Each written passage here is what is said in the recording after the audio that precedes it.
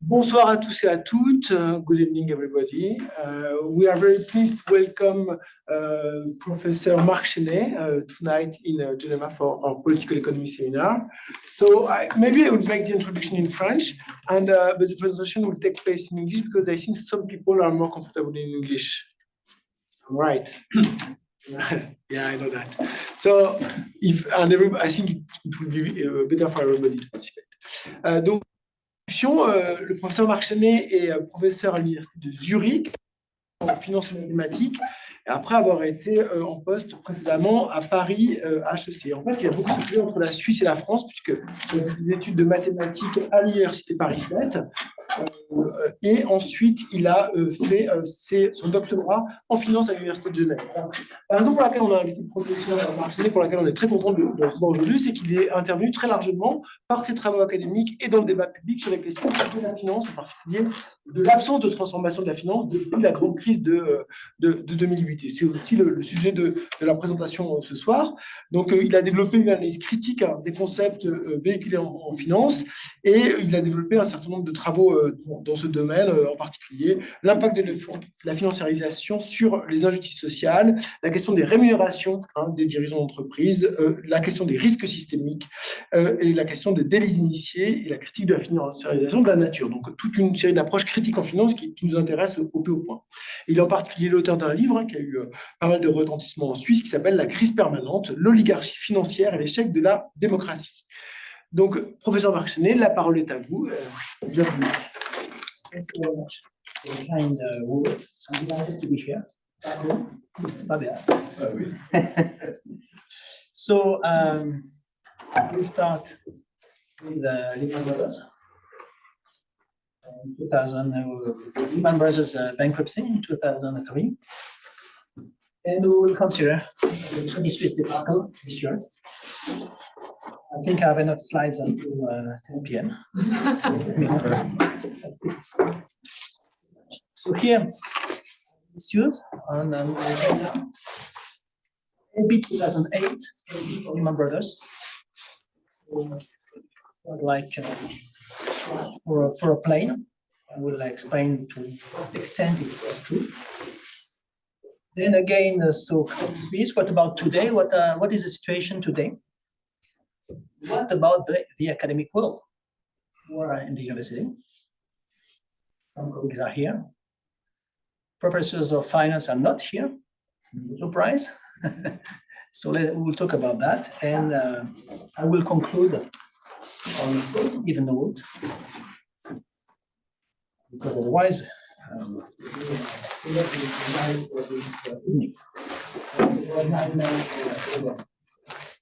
will use some of my articles and my book on crisis, La crise permanente.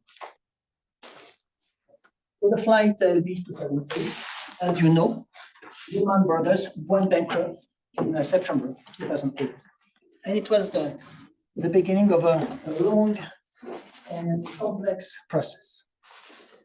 And for many analysts, it was a so-called unpredictable catastrophe.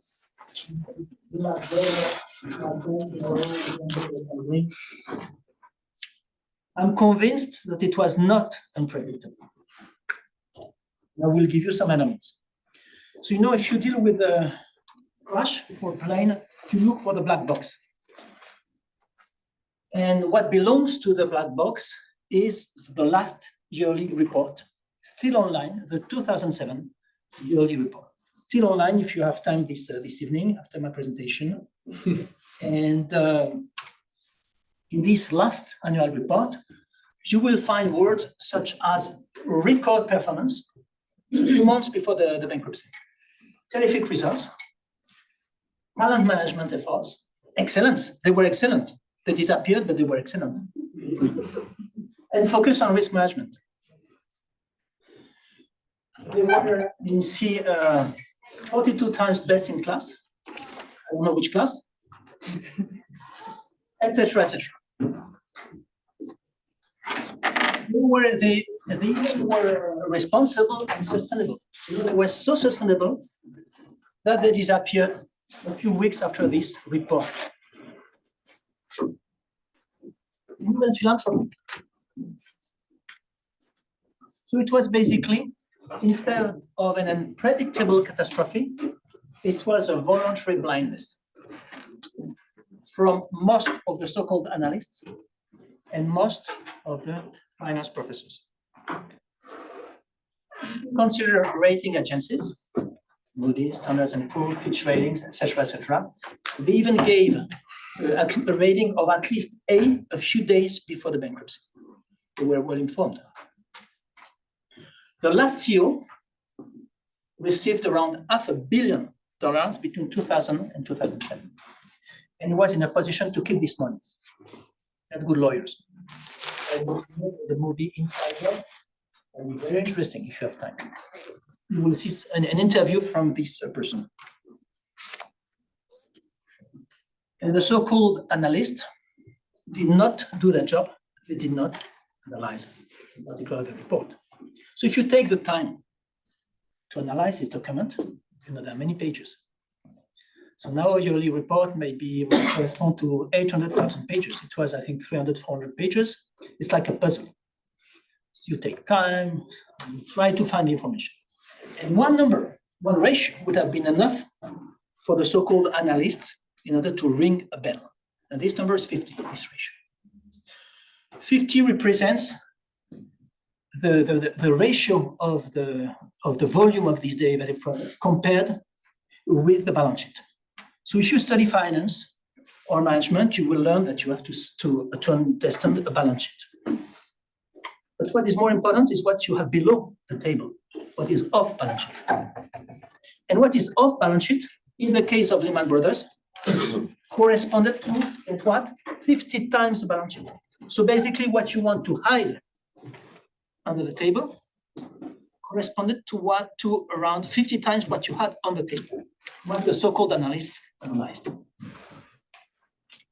What you have off balance sheet corresponds to 10, 20, 30% of the balance sheet, it's okay. But what you have off balance sheet, basically all these complex products, all these bets, all these derivatives. If what you want to hide corresponds to 50 times the size of the balance sheet, it would have been enough for the so-called analyst in order to ring a bell, to say something is fishy. Maybe I should explain what derivatives are, maybe, no? Is it clear for everybody? I'm not sure. Just for the sake of clarity. A derivative contract is a document signed by a bank, representative of a bank, and a company, for example, or another bank. You can buy or sell currencies or stocks at a given date in the future. So let's say by the end of December, okay? So you have a contract, you strike a deal today, and on the contract you find a price, at which price you will buy or sell currencies or stocks, for example, for options, at a given date in the future. So you strike the deal today, and you pay or sell the asset at a given date in the future. If you take a textbook in finance, you will read that these products are useful in order to hedge. It's true, consider a company in Switzerland, a company based in Switzerland, active in the Eurozone. This company is confronted with the so-called exchange risk. This company will pay, for example, or receive euros. Okay? And we don't know what, for example, in December, we don't know what the exchange rate of the euro Swiss franc will be in December. That's true. And this company could hedge by buying or selling these kind of products. Fine, but not 50 times the balance sheet. That's the point. Feel free to interrupt me en français or in English if you want. So this ratio would have been enough in order to say there is something strange. Shareholder equity corresponded to around 3.25% of the balance sheet. It's not enough. It's not enough. Where's my bottle? I don't know. Ah, yes, thank you. I need liquidity.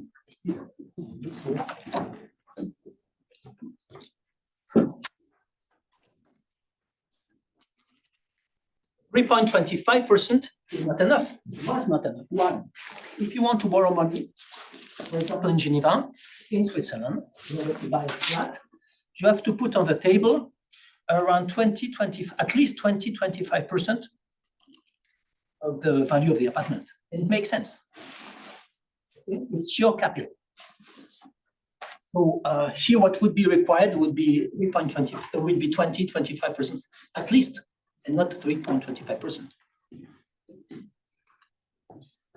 So to summarize, at this stage, financial analysts consider the enormous debt and the huge off-balance sheet to be irrelevant, despite the fact that notional amounts, I look for the notional amounts of these derivatives, and according to the BIS in Basel, it is a way to gauge the importance of these markets. Okay, so here I mentioned this BIS in Basel. So the huge debt level, the huge Credit Suisse debt level was irrelevant for the analyst. And the huge size of these derivative products was irrelevant. I will give examples of these toxic products in a few minutes. What about today? Maybe it's more important. Where are we today? So here, 2022, for example, in blue, you have the global GDP, around $100,000 billion. Here you have global debt, public and private debt together, around 3 times global GDP. What you see here over the last 22 years is that global debt in red increases faster than global GDP. Usually what you learn if you study economics, growth is important, and you might generate growth by increasing the debt level. And with growth, it will be possible to reimburse part of the debt level. What you see here is that there is a problem because the debt level increases faster than the GDP. One thing is clear, the situation is difficult for various companies and countries, and some of them will not be in a position to reimburse the debt. What do we have in green? All these products, derivative products, off balance sheet. Okay, below the table, around, according to the BIS in Basel, around 7 times the world GDP. So just to be clear for us, for me, what is my own GDP? My own GDP is my salary. It's very simple. Okay? Just to give you an example. What are my hedging products? I need to hedge. I don't have a car, but for my health, etc. But it does not correspond to 7 times my salary. It corresponds maybe to 10, 15% of my salary. So there is something strange here. Okay. So in reality, a huge percentage of these products corresponds to bet, and I will give an example. To bet on what? To bet on the bankruptcy of given companies and countries. Here, I just changed the scale, so that the same features, so GDP, debt, and derivatives. Just changed the scale. Here, the financial transactions, electronic transactions, they correspond to around 150 times global GDP. So everything what is done electronically.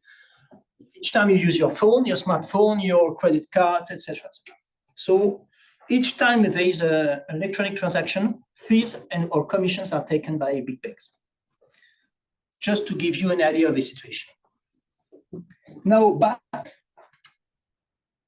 to derivatives. I mentioned this value here, around 7 times global GDP.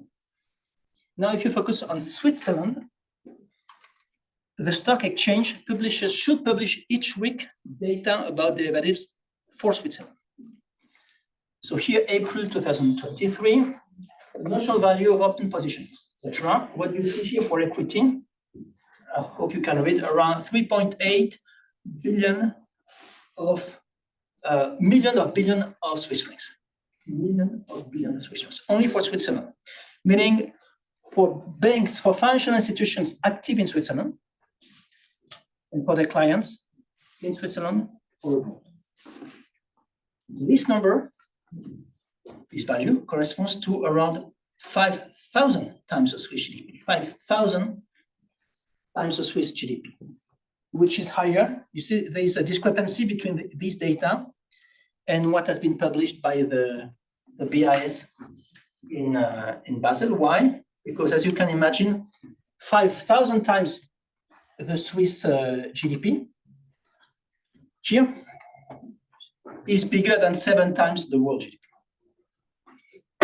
So I tend to trust the stock exchange here because they have more, they have access to more granularity data for Switzerland. Why this huge level of derivatives? By the way, again, if something is not clear regarding derivatives, feel free to raise your hand in French or in English. It's a new concept for some of you. Excuse me, what was this level, this ratio in 2007 for Switzerland? I know 60 don't I didn't have access to the data. It's quite recent. It started something like 3 years ago, as far as I know. So it's a black box. I sent an email to the SIX group 2 years ago with 2 questions, basically. First question, is there a typo somewhere here? Because it's so strange, it's so huge. So second question, could you explain? Answers, there is no typo and we don't explain. That's the situation still today. So it's a black box, but as soon as there's something wrong, we have to pay as taxpayers. So we don't know. Was it Credit Suisse? Was it UBS? Was it BlackRock Switzerland? We don't know. No information. Still today. Still in November 2023. So in some cases it's smaller. It might be only 2,000 times the Swiss GDP. In some cases it's 30,000 times the Swiss GDP. It's volatile, but it remains very high. So again, I will give an example just to make sure everybody understands. What about the big banks? 2020. Let me take the case Goldman Sachs. These bets represented around 32 times the balance sheet. So for Lehman Brothers, it was 50 times. Now it's 32 times. It remains huge. It's smaller, but it's huge. Deutsche Bank,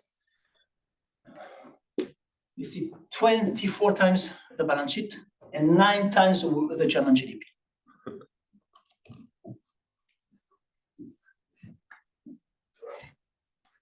This bank, by the way, almost disappeared in March, April of this year. UBS, derivatives corresponded to around 29 times the Swiss GDP and 18 times the balance sheet. I have a question about this. So does this mean like the payment flows for the, so the premier paid on the derivatives, or is it the No, it's a notional value. amount? Okay, notional, so you know the difference. Right, so this is then the amount insured, but this is not the sort of payment requirement on the... Yeah, it's not, so if you take the value of the options, I'm sorry, it's technical, but there are 2 prices. You have the market price, take the value of the option, and you have the notional price. So for example, if I take the debt, if you owe me 100 francs, the notional value will be 100. The market price of the bond maybe, of the debt might be smaller because there is a default risk, maybe, who knows. So maybe 19, maybe 18.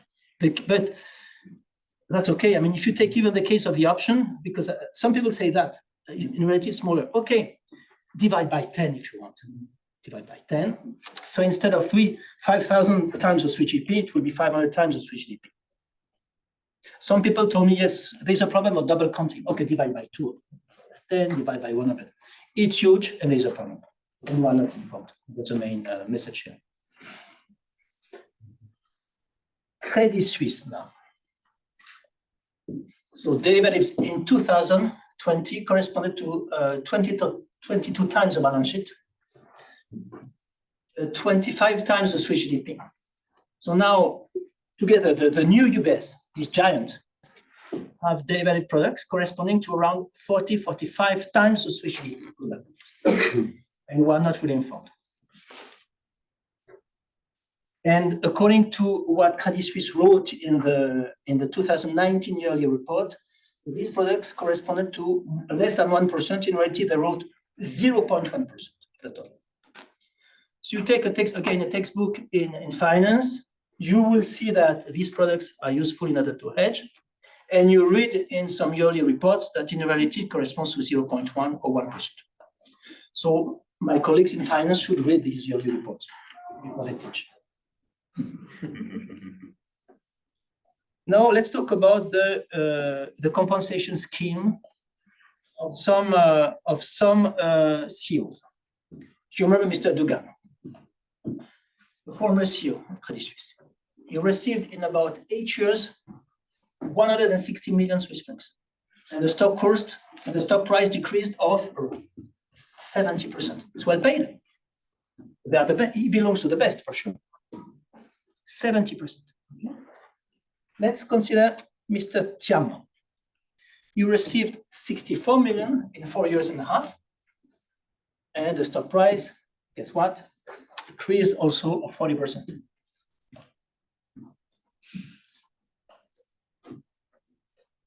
And then you know what happened with all these scandals 2 years ago, last year, Archegos, etc. So you have some titles in the Financial Times. I quote, Credit Suisse shareholders seek removal of risk chief after twin scandals. Fin News, Swiss Central Bank looks at Archegos and Greensill. BBC News, the Swiss banking giant, one of the most vulnerable names in the industry, has been rocked by two high-profile bankruptcies, etc., etc. And what about the CEO, the compensation schemes of these CEOs? Mr. Thomas Gottstein received in 2021 3.8 million Swiss francs, and the stock price decreased between February 20 and April 21 of 30%.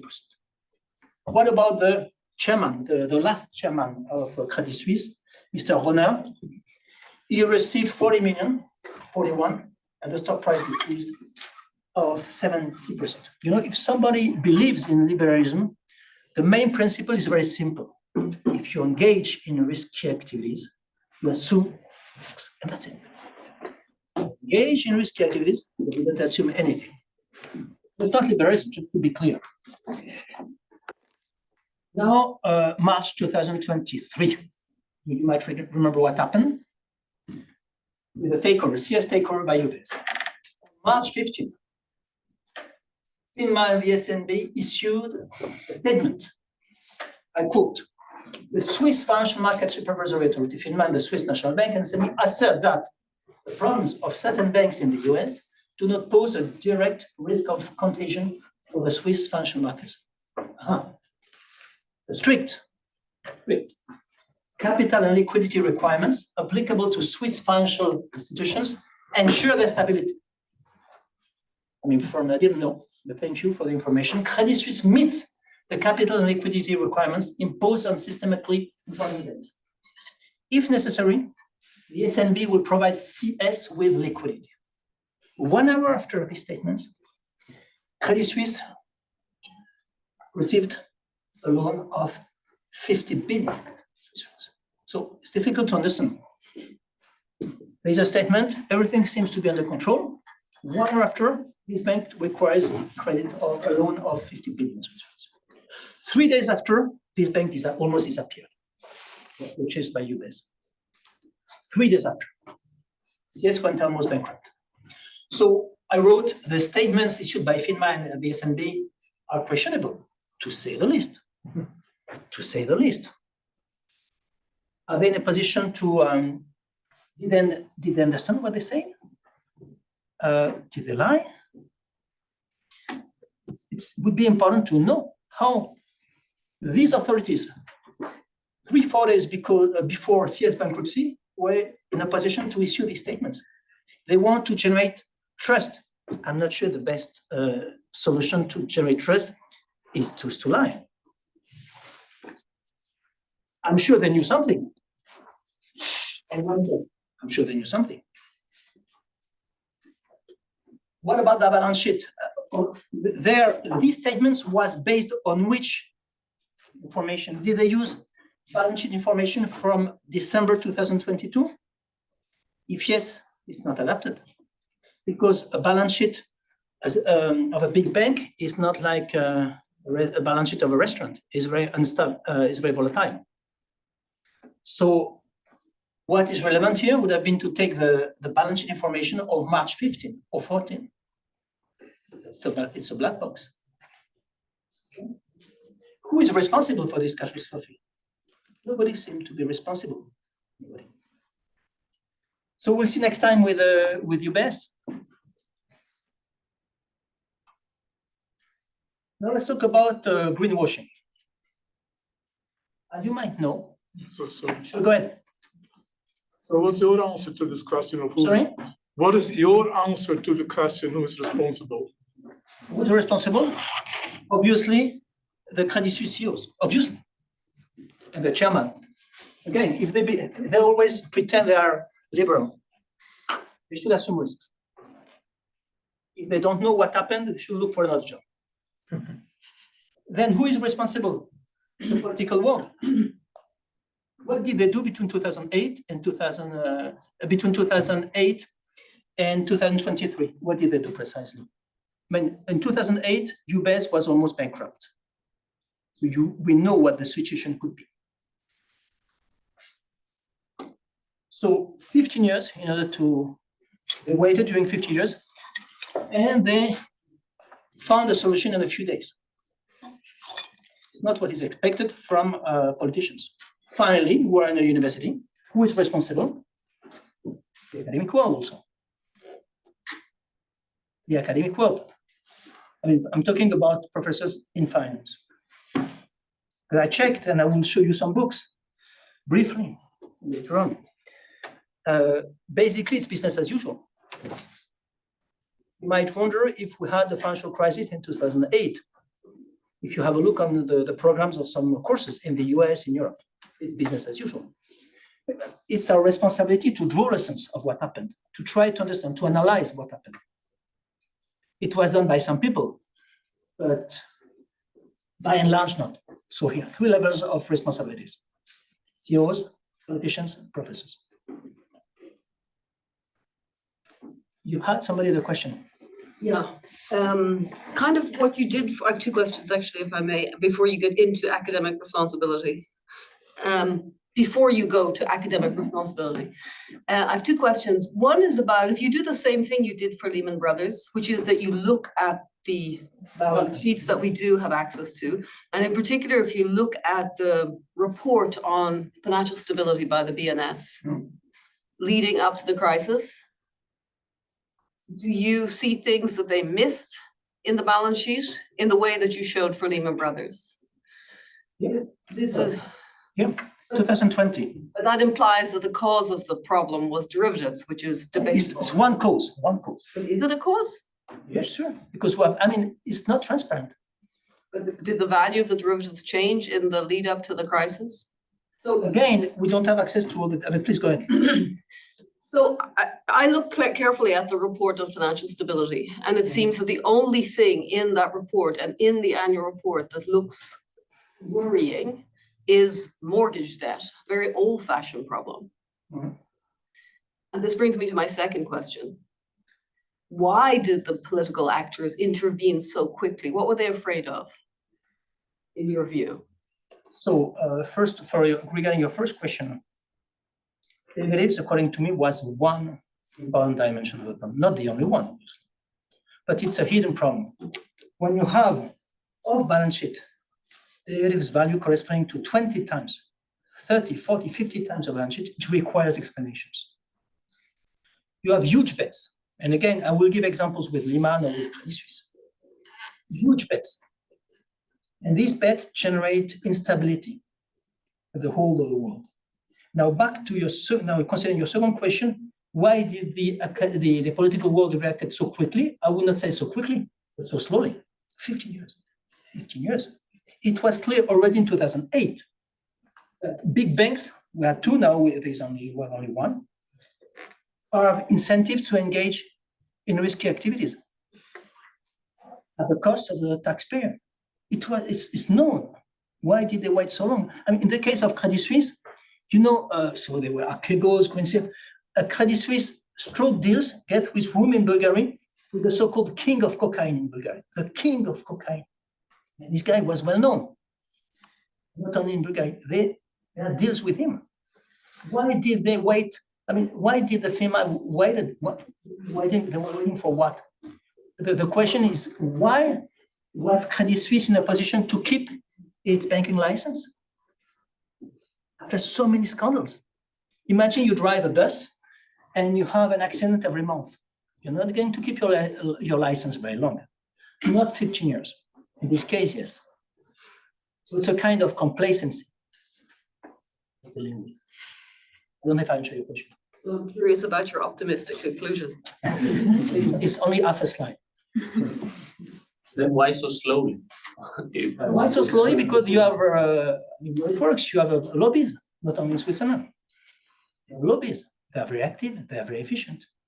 Well, there were articles in the Financial Times saying that UBS was preparing for 2 years at least a plan to overtake Credit Suisse. So Before, you mean, beforehand?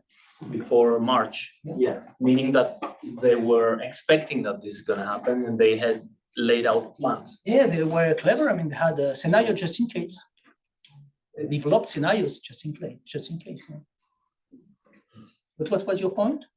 No, the point is that there was some knowledge and some expectation that It was possible, yes, for sure. I mean, they had more. They had access to more information than us about Credit Suisse.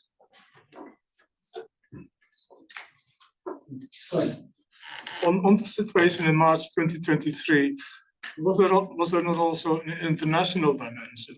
Yes, you are right. I thought that there was some pressure, at least from Washington, Yes, no, you're right. on Bern to do something about the situation, and that perhaps without that pressure, this rapid action might not have been It's taken. true.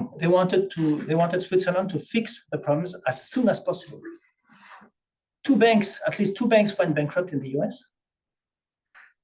They wanted to avoid a possible contagion effect, for sure. No, you are right. Okay. Greenwashing. Greenwashing or not, we'll see. Seems that sustainability was very important for the former CEO. If you have a look on the sustainability report, the 2021 sustainability report, you might read, I quote, "Our new group strategy puts sustainability at the core of our value proposition." Grounded in our firm belief that such a focus is central to long-term growth for our clients and ourselves. We are committed to helping our clients in the transition to a lower carbon future. Impressive. We believe that embracing sustainability in everything, even with the king of cocaine in Bulgaria, in everything we do is essential to our long-term success. Progress requires sustainable finance. As a global bank, we play a key role in directing capital to finance the UN Sustainable Development Goals. We help individuals invest to make a positive impact and support entrepreneurs to find new solutions for big social and environmental problems. Okay. Networks and initiatives. Credit Suisse actively participated in around 30 networks or sustainability initiatives. Impressive. 230 Water Resource Group, Carbon Disclosure Project, etc. Equator Principle for Initiative, Global Impact, Green Bond Principle, Science-Based Target Initiatives. Impressive. Sustainable Markets Initiatives, Sustainable Finance, Geneva, Swiss Sustainable Finance, etc. So by the way, you find the same words today in the yearly statements. You found the same words in the Credit Suisse yearly report than for Lehman Brothers. Have you heard about the so-called shadow banking sector? So basically, we deal with financial institutions without banking license. So for example, BlackRock is not a bank. BlackRock belongs to the so-called shadow banking sector. And today, the shadow banking sector is much stronger than 15 years ago. It represents around 50% of the financial sector. So now I would like to be concrete and to show an example of a toxic product. I hope it will be easier for everybody. Feel free to raise your hand if you have questions. Go ahead. One question. Sure. So before the report of March 2023, were you implying that among these derivatives, there were some based on bets regarding Yes. the Silicon Valley Bank? That we don't know because it's a black box. It's a black box. What we know is that we deal with bets. If only a small minority corresponds to insurance products, what remains corresponds to bets. And I will give now an example. I don't know precisely because it's hidden. Again, the stock exchange does not answer the emails, so we don't know. So let me give you an example. Have you heard about CDSs, a credit default swap? If not, just search. If you Google, you will find this definition. A credit default swap is a derivative product that allows its owner to protect himself against the risk of default of a reference entity. That's what you might read if you Google. Is it clear now? The language is difficult. Either you know in advance what it is, it's fine. And if you don't know, it doesn't bring anything, I think. So let me show you a graph. Let's assume a bank gives a loan to a company, an amount X. Assume 10 million Swiss francs, for example. Let's assume that it was before COVID, and that the company is active in tourism, restaurants, hotels. So after a while, after the start of the COVID pandemic, the bank might fear that the company will not be able to give the money back. Okay, so the bank might buy a so-called credit default swap from an insurance company. So what does it mean? Just to be precise, it means that if the company is not able to give the 10 million Swiss francs back, but only 3, the insurance company will finance the difference, 7 million Swiss francs. So the insurance company will give to the bank 7 million Swiss francs. So far, so good. Here, it corresponds to an insurance product. I would like to show the difference between an insurance product and a bet. So here it's an insurance product and it's useful. Fine. Now let me go back to what you might find if you Google, you might find this small comment. One sentence. It's not necessary to actually be exposed to the reference entity's risk in order to enter into a CDS contract. So how do you understand this sentence? Is it good? Is it positive? Is it negative? You have an idea? So I can help you. It means that it's not necessary to be exposed to risk in order to hedge. It's not necessary to own a car in order to buy a car insurance. And it means at the end of the day, do you think it's good or not? Is it really an insurance product? Or what is it? Take the example of cars. Do you think it's good to have the possibility to buy a car insurance even if you don't possess a car? You think it would be a good idea or not? We have the incentive to light up the car, I guess. But which car? If you don't own a car, so if you buy a car insurance, it would be on whom? Car, so just. But how are you going to choose a car? Randomly? Yes, choose the most expensive car, get an insurance on it, and destroy it, I guess. But what about the driver? That's collateral damage, I guess. But how are you going to pick the driver, to choose a driver? Yes. Trying to, I mean, Pick the driver. yes, how are you going to choose a driver? Maybe the most risky driver, I guess. Aha. So maybe somebody who drives very poorly, and you might be like him or her for an apéro before he drives. You go to Spain for the vacations with a lot of alcohol, and you might buy it before 10, 20, 100. It's not regulated. I mean, I'm not talking about cars, obviously, but for CDS, it's not regulated. So, so-called car insurances. So you are not going to hope only that you will be confronted with an accident, but you will try to provoke this accident. It's forbidden everywhere, everywhere. And you don't need 2,000 or 1,000 pages of regulation. 2 sentences are enough. If you own a car, you have to buy a car insurance. Second sentence, you are not allowed to buy a car insurance on somebody else. Finished. Today, I'm not talking about cars, I'm talking about the financial world. There are thousands and thousands and thousands pages of regulation, but it's not fixed. It's still possible today to buy these products. So even if you are not exposed to risk, you can bet. You can bet. Bet on what? On the default, that was my point before. So let me dig deeper with my example. So here, the bank, instead of buying one CDS, usually one CDS corresponds to 10 million, let's say, of Swiss francs, buy X plus Y, so 10 CDSs. And now allow me to compare two examples, two scenarios. Scenario number one, the company will give the money back, 10 million Swiss francs to the bank. Despite the COVID pandemic, it worked perfect. The bank received 10 million Swiss francs. Scenario number two, the company was under financial pressure and is able only to reimburse 3 million Swiss francs. The bank will activate its 10 CDSs and will get 10 times the difference, 10 times 7, 70. So in a nutshell, the bank makes more profit if the client is on the problem. It's a nonsense. Okay. Bank should be happy if the clients are happy, the other way around. So it's the same logic than with a car. Might make sense to provoke an accident. Accident means bankruptcy for companies.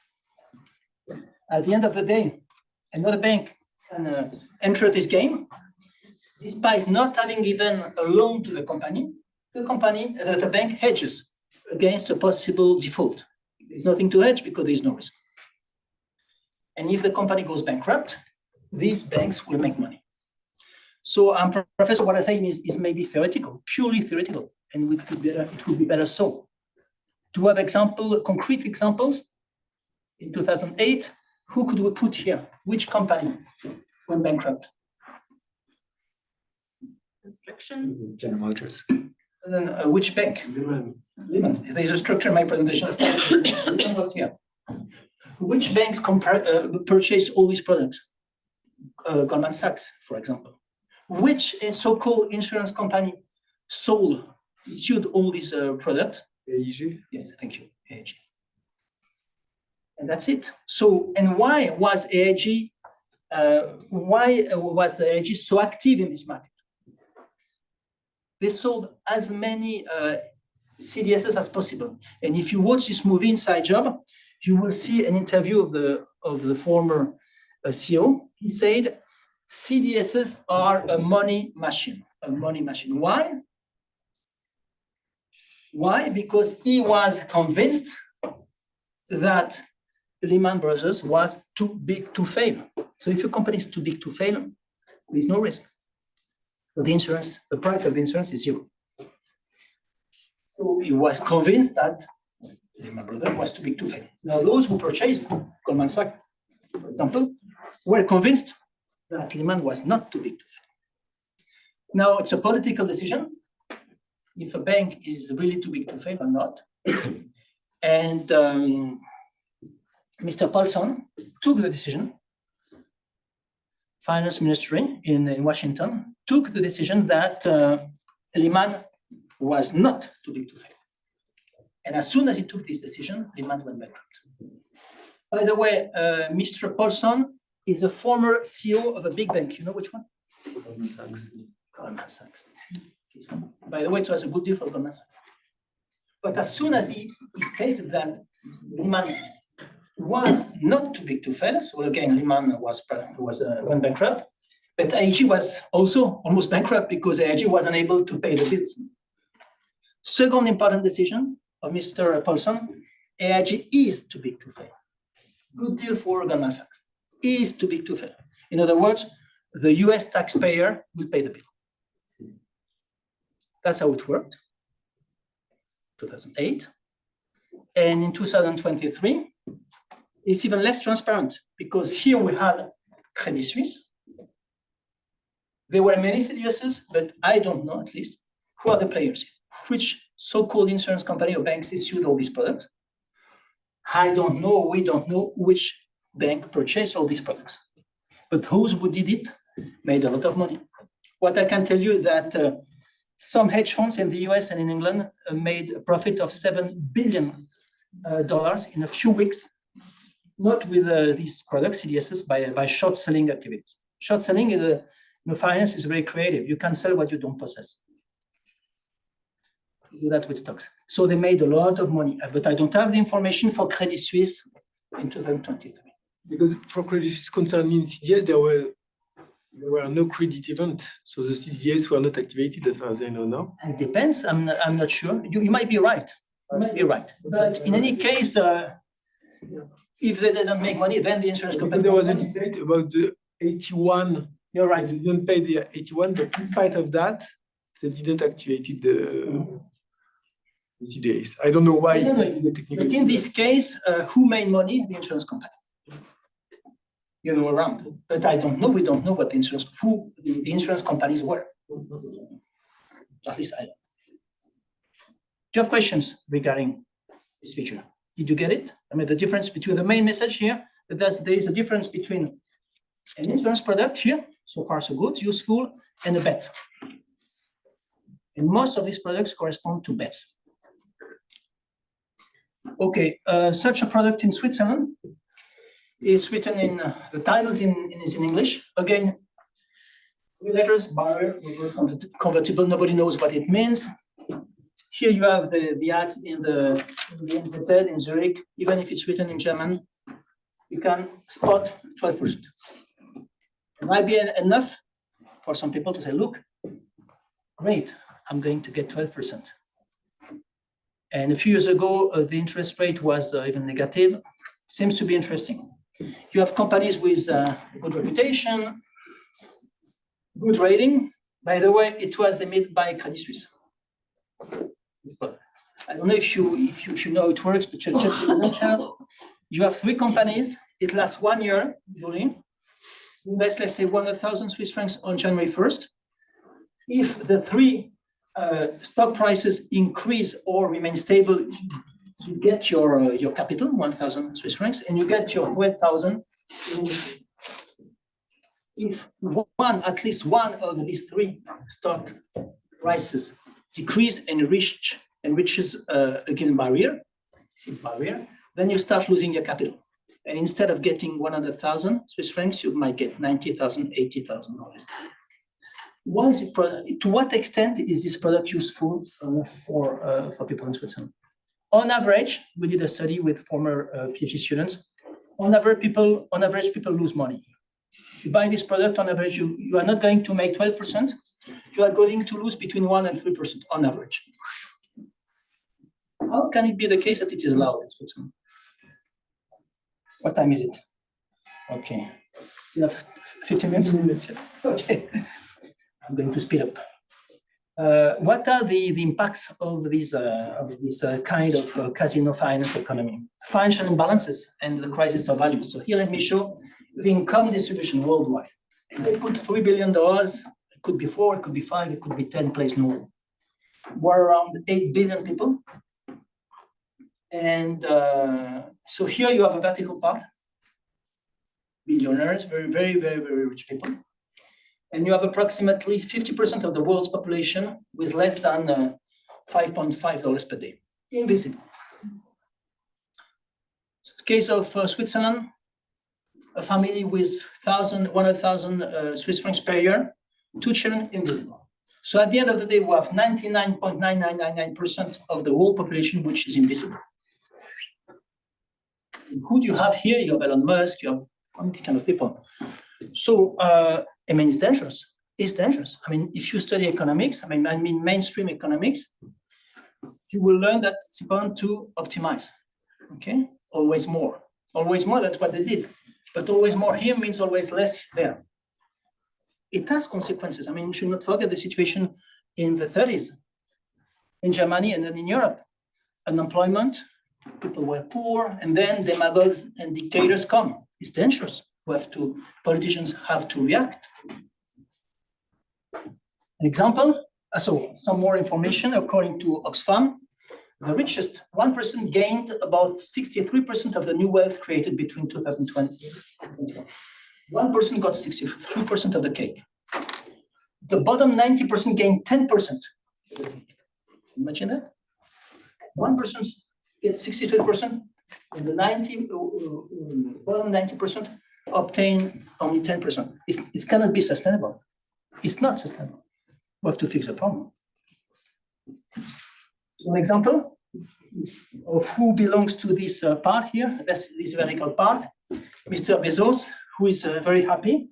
as you can imagine. Can you imagine that in one day, I'll give you an example, in one day, on July 20th, 3 years ago, his wealth increased of 13 billion, and I say million, I say $1 billion. One day. Let me give you an example. Let me try to compare. It corresponds to twice what 1.3 billion Africans received the same day. Twice what 1.2 billion Africans received on the same day.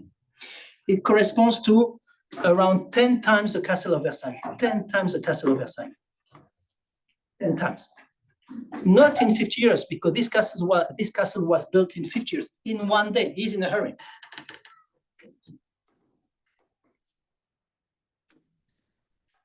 Let me talk briefly about this connection between finance and economics. So here you have stock prices in red and earnings of the biggest companies in the US.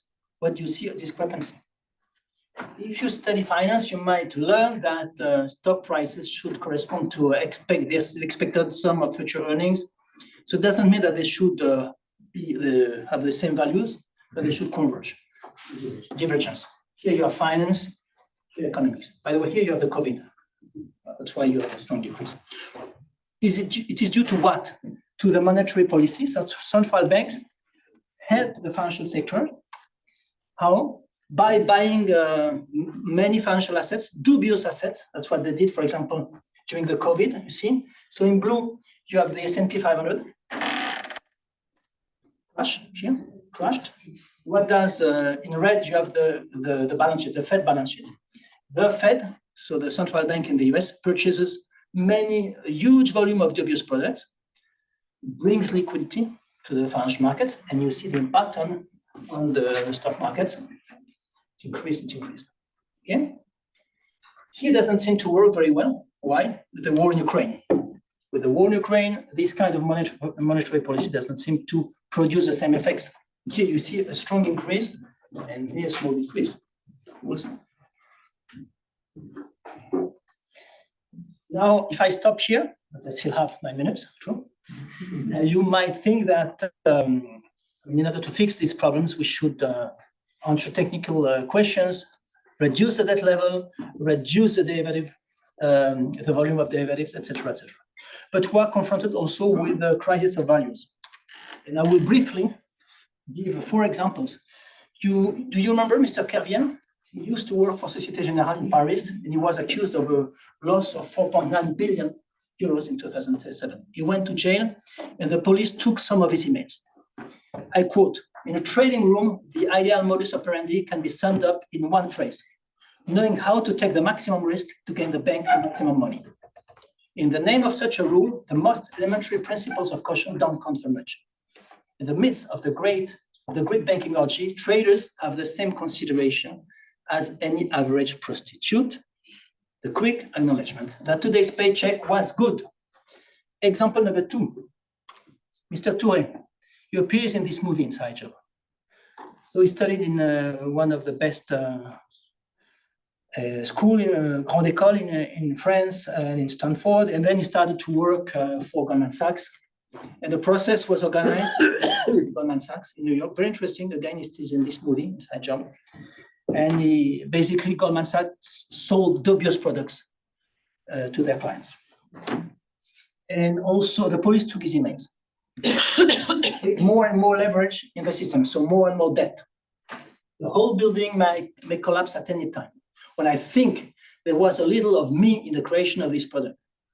What is it? All these complex financial products, derivatives, etc. The kind of things you invent, saying to yourself, what about creating a machine that serves no purpose at all?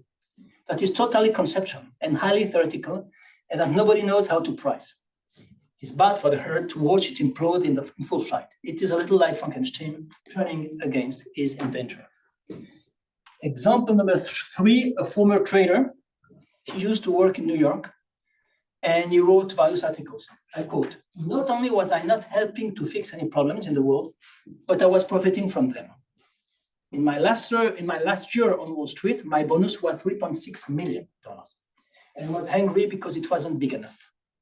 I was 30 years old, had no children to raise, no debts to pay, no philanthropic goal in mind. I want more money for exactly the same reason an alcoholic needs another drug. Addicted. So in a nutshell, 3 examples. The first one compares himself to a prostitute. The second one to Frankenstein. And the third one says he's addicted to money. I mean, there's a problem somewhere here. There's a problem where? In universities. I mean, what did they study? They might have studied in Zurich, here in Paris, who knows? Basically, they receive the same background, more or less. Maximization. They had values, for sure. I mean, they had a family, they had friends, they forgot everything. Another example, and to speed up, but former Goldman Sachs executive director left this company and said, today is my last day at Goldman Sachs after almost 12 years at the firm. I believe I've worked here long enough to understand that the trajectory of this culture is people and its identity. And I can honestly say that the environment now is as toxic as I ever seen it, etc., etc. What about the academic world? I hope I still have 5 minutes. It's important. So the academic world in economics and finance, I mean, mainstream finance, mainstream economics has too often shown an unwarranted complacency towards the financial sector. You might know. If you don't know, I tell you today, many finance professors receive top-up payments or bonuses from financial institutions. Have you heard about the SFI, Swiss Finance Institute in Switzerland? Some of you know what it is. So there is a homepage, and you will see SFI chairs. It means money. Okay, SFI chairs, you will see professors, including the University of Geneva. So there are obviously incentives to promote the Chicago School and to do business as usual. So let me just give you an example of what means business as usual.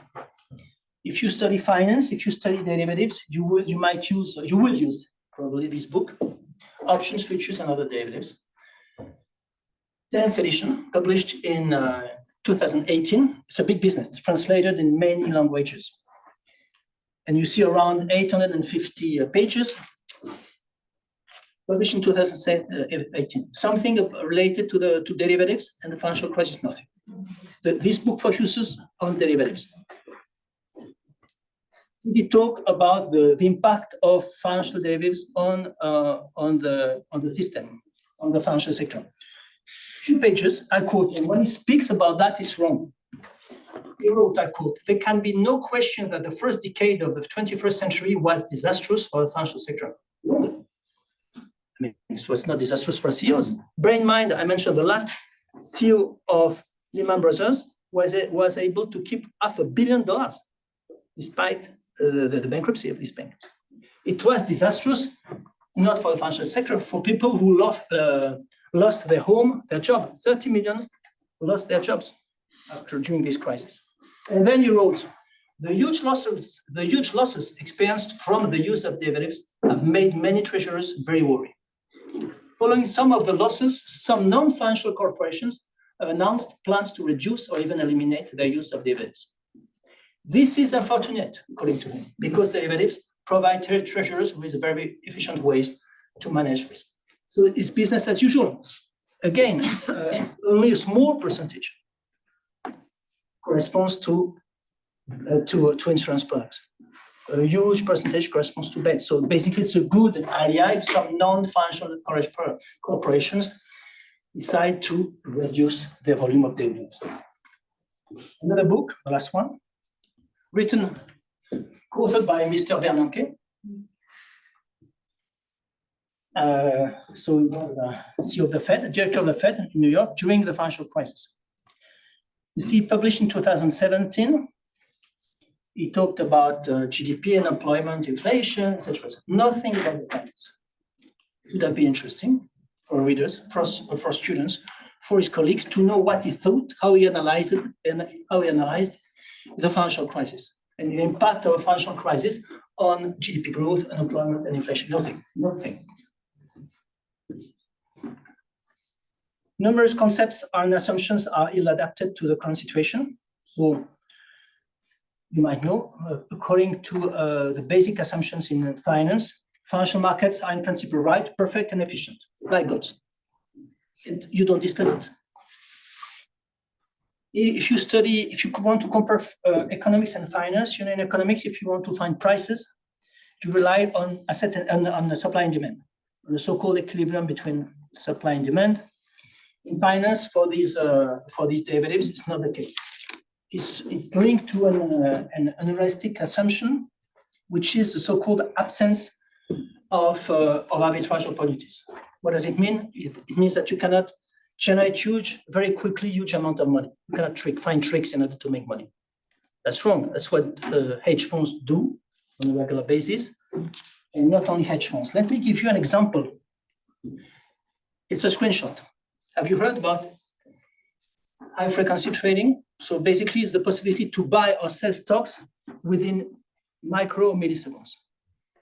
It's too fast for us, so it's a computer. So it's a screenshot.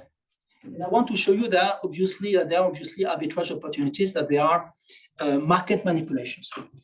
The computer, you enter buy orders. You see, enter buy.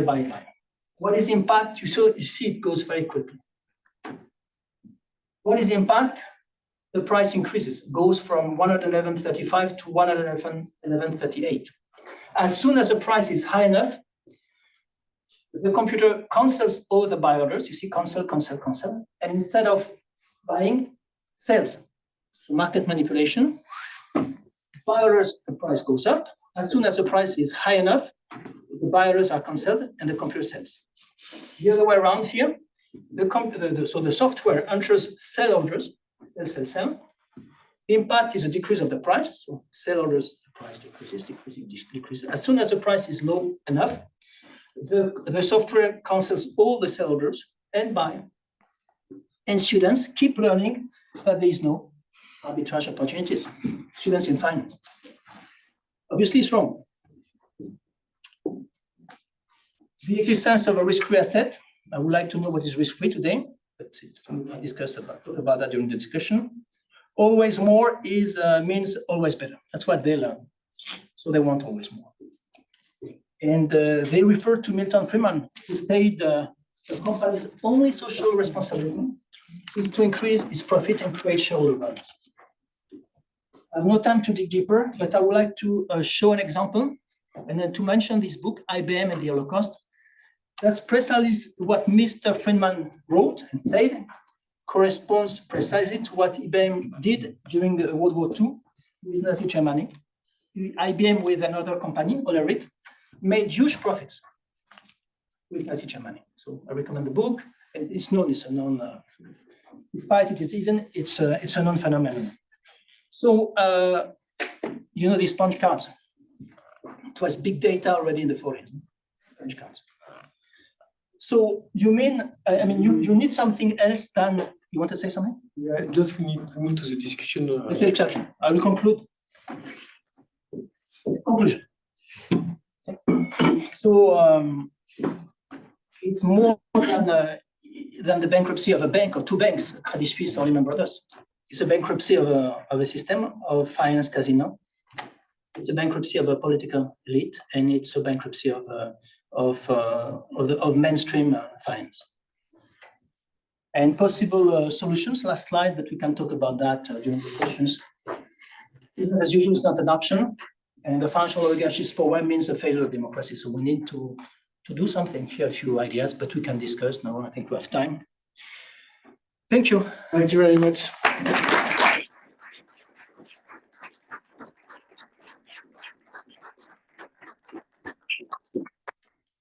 So if you want, I will take some questions. So I can take several questions, so you have time to react afterwards. Yeah, also some, but please go ahead. Simon already asked questions. So one small comment that led to a question about potentially this aggregate view of outstanding derivative contracts to GDP, actually being a little bit misleading, because when I think about the only derivative that might affect my personal life, probably be a life insurance, right? And I'd say like the notional value of life insurance would probably be 10 times my income, I guess. So when you say, well, GDP or like outstanding or notional value of derivatives to GDP is 7 times, I don't really know if these aggregate views can explain any threat. So I was wondering, but I don't want to defend derivatives at all.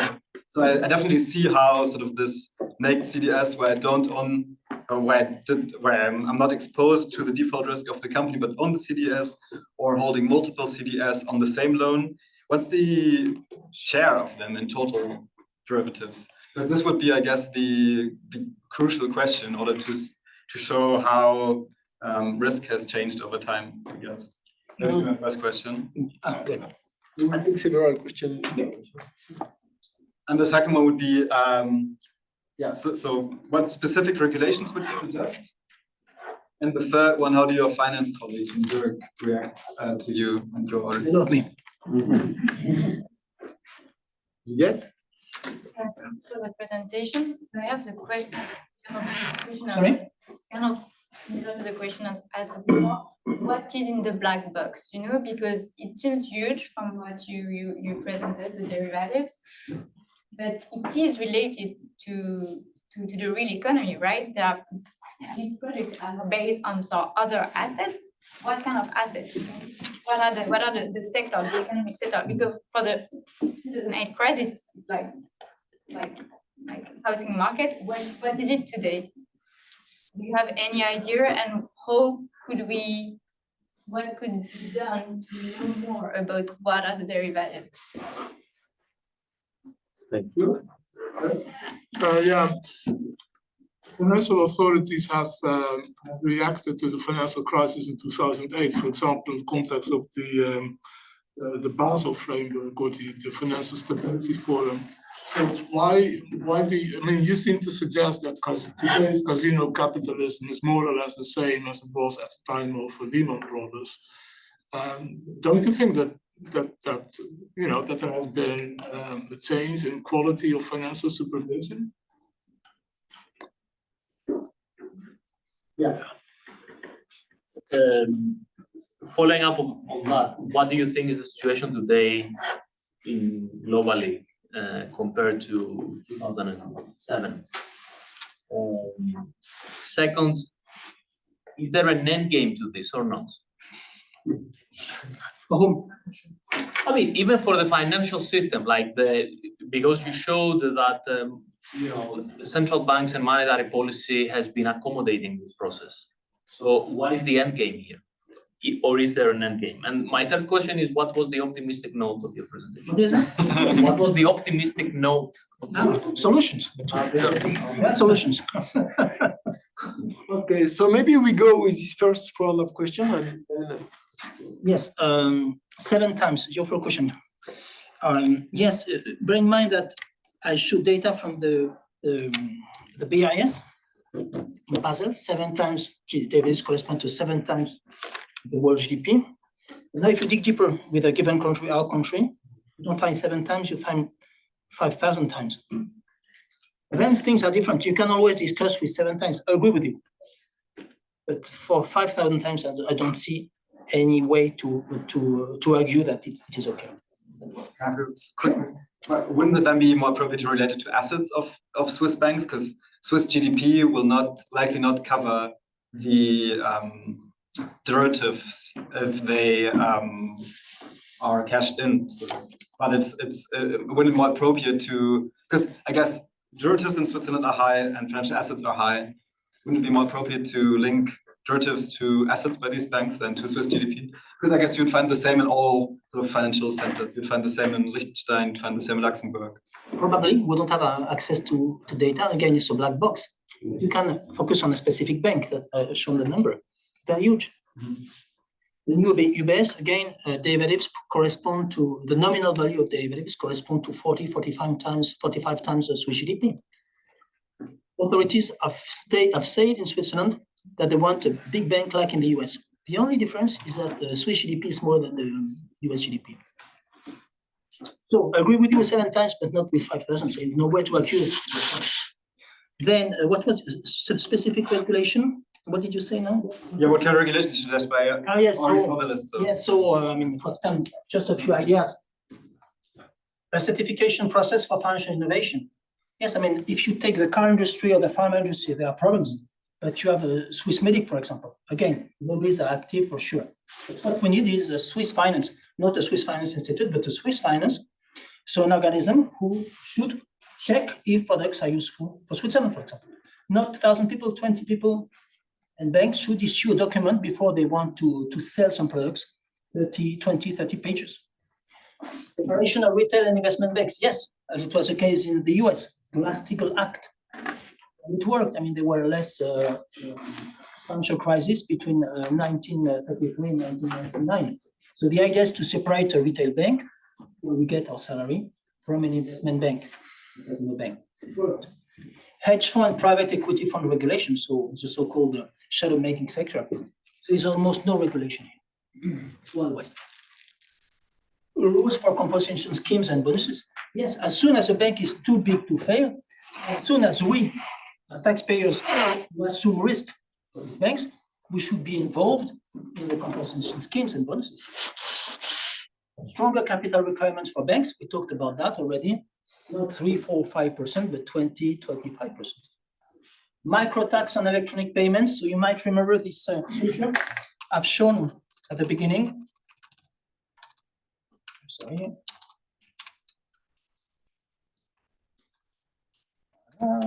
Yeah. Here you have the electronic payments in an economy. So if you levy a very small tax, 0.1% on around 150 times the GDP, you can imagine that you can finance the energy transition, many things. Then, enhanced regulatory control of risk management, yes. But at Credit Suisse, more than 1,000 people specialize in risk management. What did they do precisely? Simplified and more comprehensive regulations, yes, not 1,000 pages, 20, 30, 40 pages, like for the Glass-Steagall Act. I finish now with the economic world. Economic and finance courses should be adapted. Business as usual is not an option.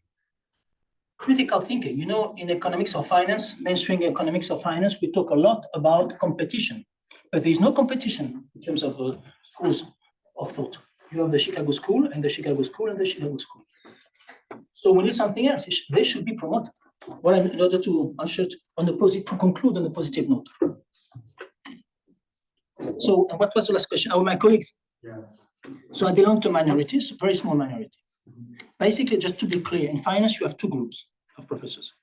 Those who receive top-up payments from big banks, and second group, those who aspire, those who want to get money. And I belong to a very small minority. I'm not the only one. So I think it's not correct. Why? Because in Switzerland, professors are well paid. There's an implicit contract with citizens. We should remain independent, analyze the problem, say what is okay, what is not okay. Next question was, sorry. Yes, underlyings. So what was the question here about what corresponds to these derivatives? So the so-called underlyings. So you bet on stocks, you bet on bonds, you bet on derivatives. Everything is possible. Okay? So you have so-called organized markets. So it's a little bit more transparent. And you have so-called OTC market, over-the-counter markets. So you go to UBS, you buy a derivative, nobody knows precisely. So it's hidden. So I can just answer, I can just give general answers. Underlyings are linked to the real economy, it's true. But they are the volume is much bigger. Regarding the regulation, yes, I mean it's true. There were various rules, but you know what happened with Mr. Trump and the regulations in the US. So at the end of the day, what remained was not enough, and it's unfortunate. It's unfortunate, and we've seen what happened with in March 2023. It was almost a collapse. Financial authorities were afraid worldwide, meaning that what has been done unfortunately was not enough. And now, about what did you say? The net gain? Or what? I'm not sure. It was End game. the end game. So what do you mean precisely? I mean, in March, there was you just said it, there was a near collapse, but it was accommodated by monetary policy, right?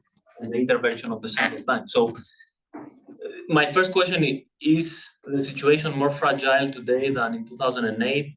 is at the same level, it's less. And second, can you see central banks, at least the big countries, stepping in and saving the day in the future? Saving them? The day, like saving the situation like they did in March. They avoided a collapse. If you believe in a so-called free market economy, why do you need the central banks to help big banks? It should be their business to do that. Why do you need taxpayers? I'm not saying that I believe on that. So big banks, you remember what happened when Mr. Paulson in 2008 said that Lehman Brothers was not too big to fail? Lehman Brothers went bankrupt. So I'm convinced that if politicians today say, look, our financial system is very strong, very healthy, there is no longer too big to fail banks, they are able to find solutions alone. Many banks will go bust. So it's difficult to compare, but I can only say that it's not better today because it's more opaque, we have less information, and the volume of bets increased strongly. I mean, there is no new regulation in order to stop these, for example, this volume of derivatives, nothing. It's still possible today. So we need politicians who understand the problems and who are able to say stop to this game. Yes, Marc? Yes, I have a short question. Like, what would be the economic potential for disruption if we suddenly forbid the right to hedge without having any exposure to it? If we would suddenly forbid to hedge credit default swaps, for example, without having any exposure. So, like, would there actually be then larger consequences on the real economy? Okay.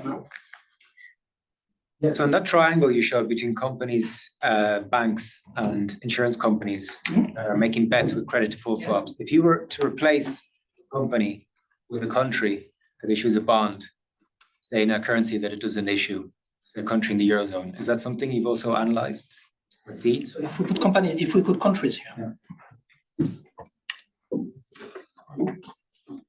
There is a question online on Zoom, so I will simply read the question. This is from Victor Canilla, who is a student here. So he writes, would Professor Chesney be in favor of shutting down stock markets altogether and replace them with employee ownership of companies and fully finance activity through credit rather than through stocks? And this could also be a progressive measure. For example, if you require a state bailout, then you are owned by your employees afterwards. I believe Jeremy Corbyn was suggesting to do this type of preemption clause. I have a question. That's here. Thank you for the presentation. I think your solutions are interesting, but Thank you. Yeah. But the question I have is, I think it's more about how do we apply these solutions. What I mean is, we know that the financial industry is really powerful. We talked about like their lobbying power, so their instrumental power. When we think also about their structural power, like in a world with very high capital mobility and liberalized capital accounts, is it realistic to think that like national governments will apply like stronger capital requirements? Because if the Swiss government does that, like Liechtenstein won't do it, and bad for the financial industry in Switzerland. So then my question would be like, yeah, where do we find the policy space to apply these solutions? And would it be on an international level, like at the BIS? And like, yeah, what are your views on that? Thank you. Yeah, finally, I have one or two, in fact. The first is concerning specifically the issue of Credit Suisse, because that was raised before. Okay, Credit Suisse was very weak for a reason that you explained, but it's not the only bank that was weak. So why was that on Credit Suisse that something specific happens? And in the same direction, I think my broader question is why it is sustained, in fact. Because in the same direction, you have also the fact that Credit Suisse, after its failure, so there were those tier bond 81 bonds that were cancelled, so 81 that's lower grades bonds that were whipped out. So some people lose money in that process. That was $80 billion that were whipped out for those investors. But less than 7 months later, UBS just sold again those kind of bonds, 81 bonds, and there was a huge demand on the market for those bonds that were whipped out by authorities in Switzerland just 7 months ago. So that means that in terms of trust, I would also not give my money to that, but I don't know that money, and people that have that money are playing that game again. So that means that they're trusting to some extent the institutions to give them back. So my deeper question is, in your view, I was sure after 2009 that cannot go again. I was sure after the Euro crisis that we are really on the collapse. And 2020, this time that's true. But yeah, that's already 14 years.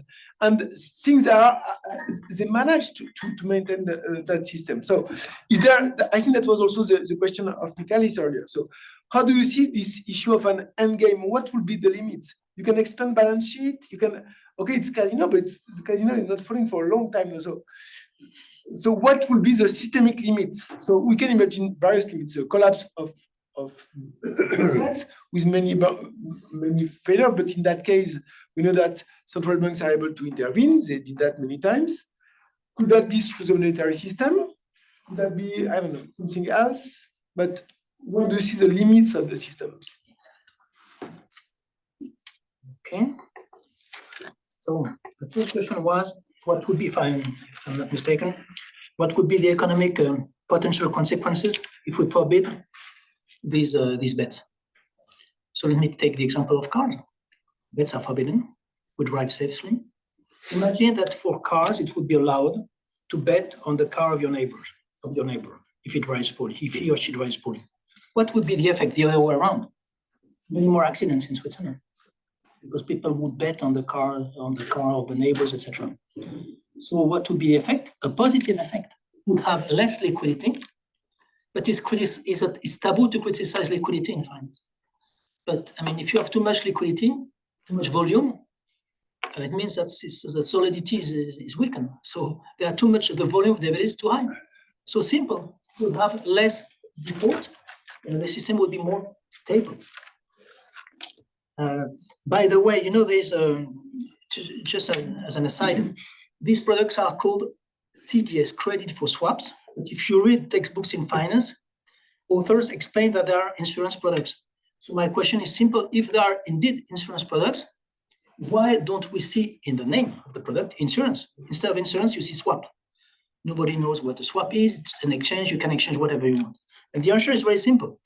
If you deal with an insurance product, you are confronted with a regulation, in particular in the US, very strong regulation. Cars is an example. You cannot do whatever you want. Okay, simple. Let's forget insurance. Let's use swap. But it's presented as an insurance product, but it's something different. So we need more stability. It would be useful. Could we use countries? Yes, for sure. There are CDSs on. What was your question? No, thank you.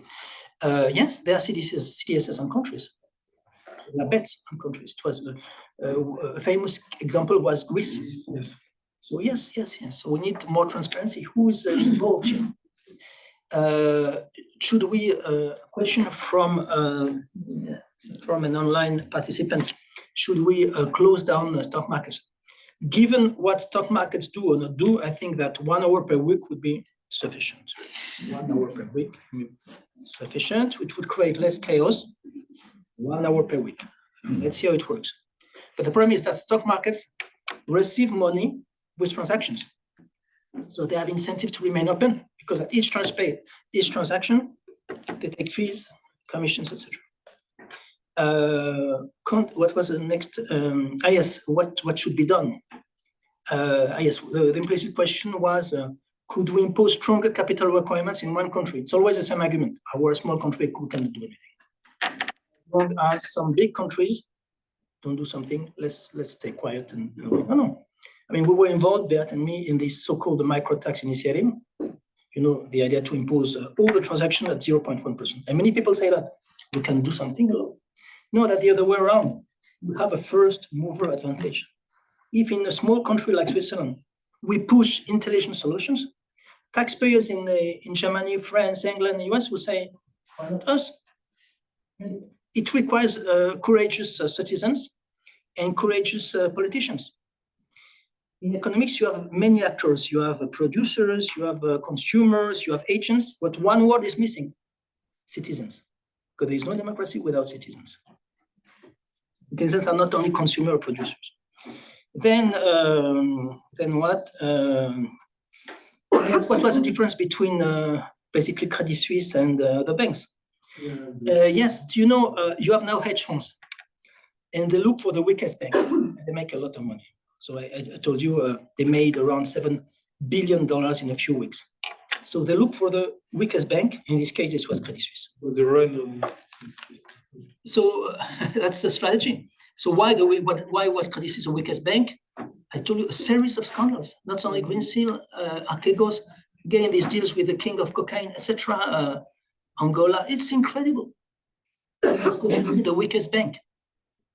So they made money with the Credit Suisse, and let's see next time, might be Deutsche Bank, we'll see. And game, so yes, we're confronted with systemic crisis. Not only here, it's one example, financial crisis, social imbalances, which we have global warming, biodiversity losses, social inequalities. So we have to be able to connect the dots. And again, at the end of the day, we need active citizens able to say stop, because we're not going in the right way. Might be difficult for sure, but politicians in so-called democracy should remember that there is an implicit agreement, a contract with citizens, a social contract. Is there appetite for a last round of questions? Or is there just appetite for something else? Okay. Which means... With a question about your insight about the genesis of this whole system, because the invention of CDS plays a big role in your framework, but how could it actually be invented and accepted by the financial community, the academic community, the political world? What is a little bit your view about how it came to become like that? So thank you for this question. You know, when I studied here in this university, there were no department of finance. There were finance professors in economics and in management. The field didn't exist as such. But it was the end of the Cold War, and everything was suddenly possible. So the banks were looking for ways to make money as quickly as possible, and to give loans and make money with interest rate is boring. It's low and boring. So they found two new ways. First, M&As. So merger and acquisitions, huge big companies, and to receive a lot of money. The second aspect was precisely derivatives, when you can bet, and in a few minutes, a few milliseconds now, or a few hours, you can be very, very rich. You know, in the past, it took generations to accumulate wealth, generations. Yes, now, imagine in a few hours, you can be like Mr. Kerviel. It didn't work for him, he went to jail, but you can hope. So, and they were looking for this new ways to make money. And they hired people, mathematicians, computer people in the IT branch, who were fired because due to the end of Cold War, many people lost their job in this field. Hedge funds, and knowledge in economics were not that useful for these hedge funds. They were looking for people in mathematics, in physics, in IT, and with the objective to make money as soon as possible. And it was allowed by the politicians, basically. They should have said stop. is risky, it generates systemic risk for the whole society. It started so around 40 years ago. For Credit Suisse, it was the purchase of First Boston. It's still the case today. So it's time to say stop. Thank you very much. You want, no, it's okay. So thank you very much for this presentation, for the discussion, for all your questions. And we're very pleased. Thank you.